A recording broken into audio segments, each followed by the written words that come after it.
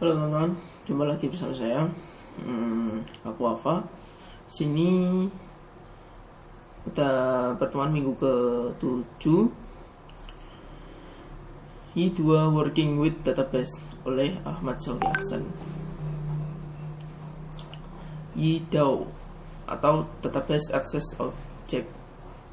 Y2 dibangun di atas PDO atau PHP Data Object. PHP Data Object merupakan eksistensi yang menyediakan antar muka untuk mengakses database menggunakan bahasa PHP. Y2 menyediakan Object Oriented API untuk mengakses database relasional. Y2 merupakan dasar untuk metode pengaksesan database secara lebih advance seperti query builder dan active record. Y2 dapat langsung mendukung DBMS berikut: MySQL, MariaDB, SQLite, PostgreSQL, Kubrit versi 9.3 ke atas, Oracle MS SQL versi 2008 ke atas. Berikutnya yaitu koneksi ke database. Untuk dapat mengakses database, Anda harus terhubung ke database tersebut dengan cara membuat instance dari YDB connection. Seperti pada gambar di samping ini ya. Di sini dijelaskan bahwa kelasnya itu YDB connection dan ininya database-nya ini menggunakan domainnya localhost. Terus database name-nya itu dbku. Username-nya userku, password-nya passwordku, pasku, PASSKU. Charset. Oke. Sini langsung saja kita menuju ke menjalankan SQL query. Untuk menjalankan SQL query, panggil fungsi create command dan masukkan SQL query sebagai parameternya. Kemudian panggil salah satu dari beberapa metode eksekusi yang tersedia. Lihat script di samping. Seperti pada script di samping ini ya teman-teman ya. Oke. Binding parameters. Untuk menghindari serangan SQL injection, Anda harus menggunakan pendekatan binding parameter. Pendekatan ini juga dapat meningkatkan performa dari statement SQL. Anda dapat menggunakan metode bin single parameter value. Oke. Seperti contoh pada gambar di samping. Menjalankan perintah SQL selain query. Untuk menjalankan perintah SQL selain query dapat dilakukan dengan cara memanggil metode execute. Untuk perintah-perintah DML, selain menuliskan statement SQL dasar, dapat juga dilakukan dengan memanggil metode insert update atau delete sebelum memanggil metode execute. Meletakkan nama tabel dan kolom tanda petik. Ada kalanya Anda perlu menuliskan perintah SQL yang di dalamnya terdapat nama tabel atau kolom dalam tanda petik. Misalnya Anda ingin menjalankan perintah SQL select some salary from employee. Aturan penggunaan aturan penggunaan kata kuota atau kata ya. Beberapa DBMS satu dengan lainnya.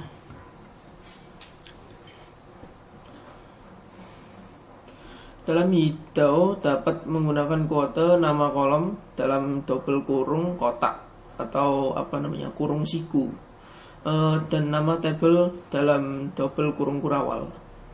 Lihat contoh di samping. Di sini employee ini adalah kurung kurawalnya, kemudian yang ini ID adalah kurung siku. Oke. Multiple DBMS. Dalam sistem yang besar atau kompleks, seringkali terdapat beberapa server database unik data yang sama. Untuk performa, Anda mungkin perlu mengaplikasikan strategi bahwa penulisan data dilakukan di DBMS master, sedangkan pembacaan data di DBMS/read write splitting. Untuk menerapkan strategi di atas, Anda perlu mengatur konfigurasi koneksi database Anda seperti skrip di samping. Dengan konfigurasi seperti skrip di samping, setiap penggunaan metode execute akan dianggap sebagai perintah write dilakukan pada DBMS master. Sedangkan penggunaan metode query x, y, z akan dianggap sebagai perintah read dan dilakukan pada DBMS left.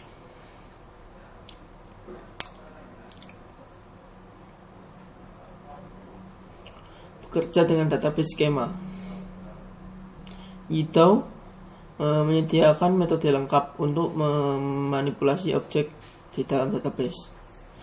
Metode tersebut adalah Oracle Table atau create table atau membuat tabel baru, rename table atau menamai tabel tersebut, drop table yaitu menghapus table atau removing table, truncate table, removing all row in a table, menghapus semua kolom tabel.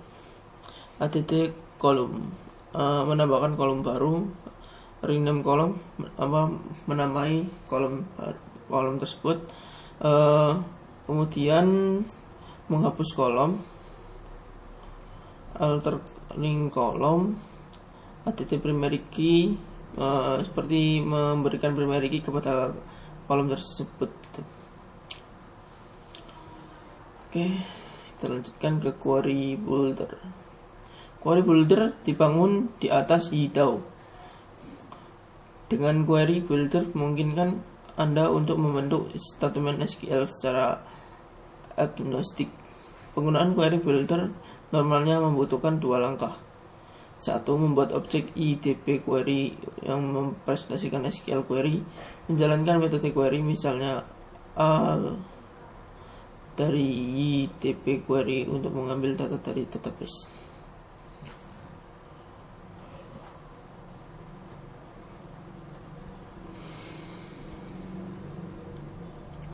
Metode select digunakan untuk memilih kolom, misal query select, yaitu memilih tabel query, memilih kolom query yang berisikan ID dan email.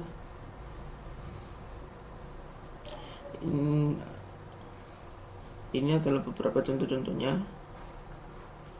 Nah, from, metode from digunakan untuk menentukan tabel di mana query akan dilakukan. Misalnya query from user. User ini adalah isi dari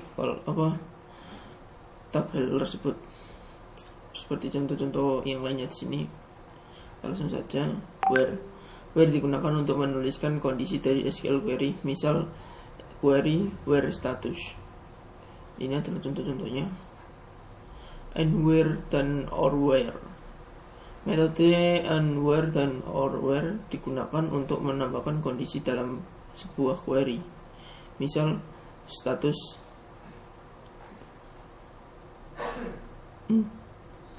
ketika membuat kondisi pada where yang mengakibatkan masukan dari biasanya Anda ingin mengabaikan jika nilai inputnya kosong. Order by, group by, having. Pengurutan order by digunakan untuk menentukan bagian order by pada sebuah SQL. Contohnya seperti yang ada di sini. Kemudian limit dan offset.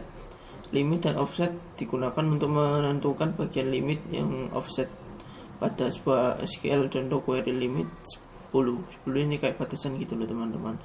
Offset itu juga batasannya. Jadi jika melebihi 20 maka akan terjadi sebuah masalah gitu. Untuk DBMS tidak mendukung limit dan offset. Query metode query.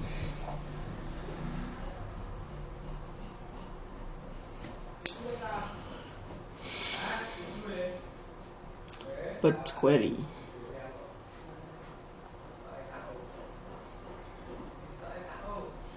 Active record AR atau disebut dengan AR menyediakan antarmuka secara objek oriented untuk mengakses dan memanipulasi data pada database.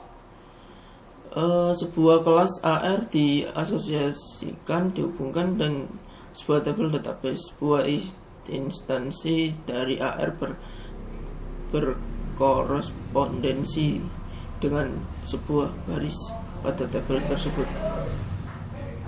Seperti permisalan pada teks ini ya teman-teman. Keuntungan menggunakan AR. Keuntungan menggunakan AR adalah lebih mudah dipahami, tidak rawan terjadi kesalahan penulisan, tidak ada masalah kompatibilitas jika menggunakan beberapa database yang berbeda. AR pada Y mendukung RDBMS berikut: MySQL 4 or later. AR pada Y juga mendukung NoSQL database berikut. Deklarasi AR class. Deklarasi AR class dengan cara membuat kelas yang mengakses YDB active record. Dalam kelas ini metode tabel name harus di override untuk menentukan kelas yang diasosiasikan dengan kelas ini. Instansi AR dianggap sebagai model sehingga kelas AR biasanya ditetapkan dalam namespace app model. Query data. Setelah AR terdeklarasi, Anda dapat menggunakannya untuk mengquery data dengan langkah-langkah seperti berikut. Buat sebuah objek query dengan memanggil metode. Cara di atas mirip seperti penggunaan query builder, hanya saja output yang dihasilkan berbentuk objek AR. fin1 dan fin_all. Metode fin1 dan metode fin_all ini merupakan shortcut yang disediakan Y untuk melakukan query berdasarkan nilai primary key atau nilai dari beberapa kolom. Metode fin1 ini menghasilkan baris data pertama dari hasil query. Metode fin_all ini menghasilkan seluruh baris data dari hasil query. Kedua metode ini menerima parameter berikut: nilai scalar value. Nilai tersebut dianggap sebagai primary key untuk data yang akan dicari. Mengakses data pada AR. Query melalui kelas AR akan menghasilkan data dalam bentuk objek atau instance AR. Setiap atribut dari objek AR memiliki nama sesuai dengan nama kolom pada tabel yang diasosiasikan dengan kelas AR atau case sensitive. Atribut-atribut digenerate oleh Y secara otomatis dan membuat atribut baru pada kelas AR dengan nama yang sama dengan nama kolom pada tabel diasosiasikan dengan kelas AR tersebut. Informasi data. Seringkali data yang disampaikan dengan format berbeda dari ketika data tersebut disampaikan dalam database. Misal Anda ingin menyampaikan kolom birthday atau kolom selamat ulang tahun yang disampaikan di database dalam format timestamp menggunakan format tahun, bulan, dan tanggal. Anda dapat melakukannya dengan menambahkan metode yang berfungsi untuk transformasi data tersebut. Lihat kode di samping.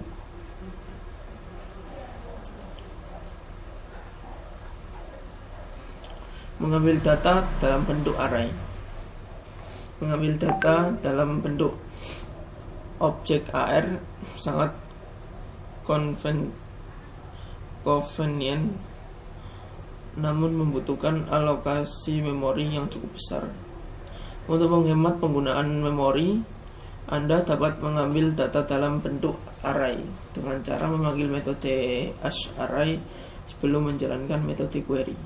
Kekurangan dari metode ini adalah Anda akan kehilangan fitur-fitur yang melekat pada objek AR.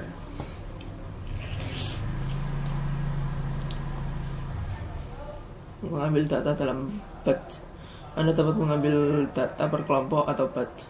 Cara ini menghemat penggunaan memori, khususnya Anda pada tabel yang memiliki banyak baris data. Kemudian slide berikutnya adalah menyimpan data.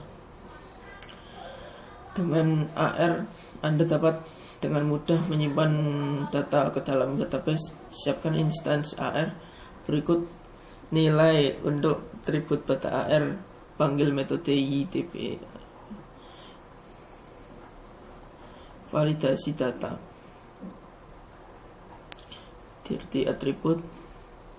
Ketika Anda memanggil metode save untuk menyampaikan atau meng-up data melalui VRY, hanya akan menyimpan dirty database. Default attribute value. Berapa kolom pada tabel dapat memiliki nilai default. Untuk mendapatkan nilai default dari database dapat Anda lakukan dengan memanggil metode load default value. Mengupdate beberapa baris sekaligus. Metode save yang telah dijelaskan sebelumnya hanya dapat meng-save satu baris data setiap pemanggilan. Untuk mengupdate beberapa baris data sekaligus dapat Anda lakukan dengan memanggil metode update all. Kemudian slide berikutnya yaitu menghapus data. Untuk menghapus satu baris data, ambil data yang akan dihapus dari database, panggil metode YDP/active record. Sedangkan untuk menghapus beberapa atau semua baris data sekaligus, Anda dapat memanggil metode YDP active record atau delete all dengan metode delete all. Bekerja dengan transaksi. Transaksi dapat diartikan sebagai satu atau lebih perintah SQL yang harus selesai semua atau tidak sama sekali. Dalam sebuah transaksi, jika semua perintah berhasil dijalankan, maka akan dilakukan commit. Sedangkan jika ada satu perintah yang gagal, maka akan dilakukan rollback. Bekerja dengan relasi data. Selain bekerja dengan tabel tunggal, Active Record juga mampu untuk membawa serta tabel yang berrelasi dengan tabel utama. Sebagai contoh, data customer berrelasi dengan data order, di mana seorang customer dapat memiliki satu atau lebih order. Dengan deklarasi relasi yang benar, Anda dapat mengakses daftar order dari seorang customer melalui ekspresi customer order. Ekspresi ini akan berisi array dari objek AR order.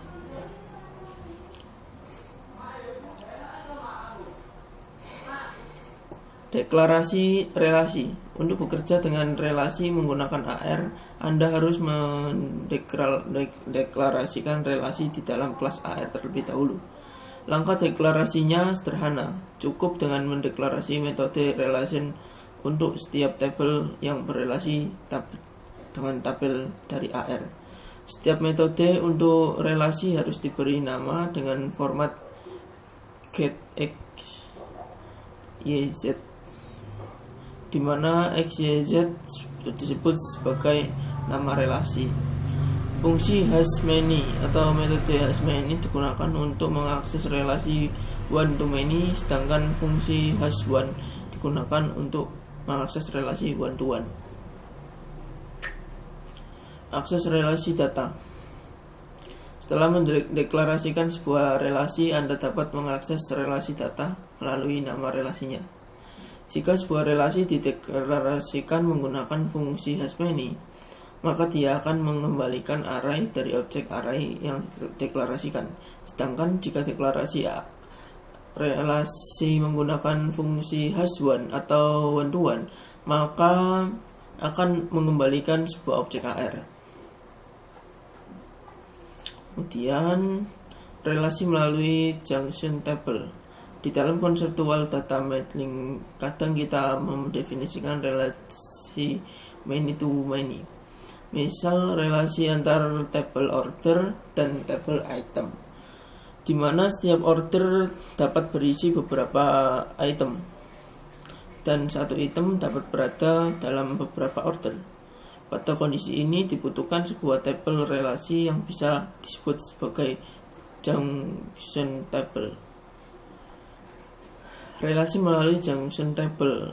Nah, ini lanjutan dari slide tadi ya.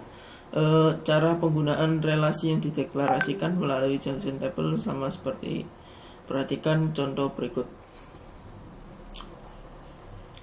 Kemudian lazy loading, eager loading. Pengaksesan seperti ini disebut sebagai lazy loading, yang artinya query pada tabel relasi hanya akan dilakukan jika data pada tabel relasi tersebut dibutuhkan.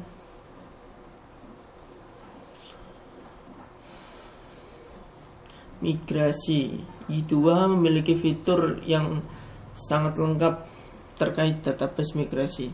Dengan database migrasi, Anda dapat membuat tabel, menambahkan foreign key, membuat indeks, membuat junction table.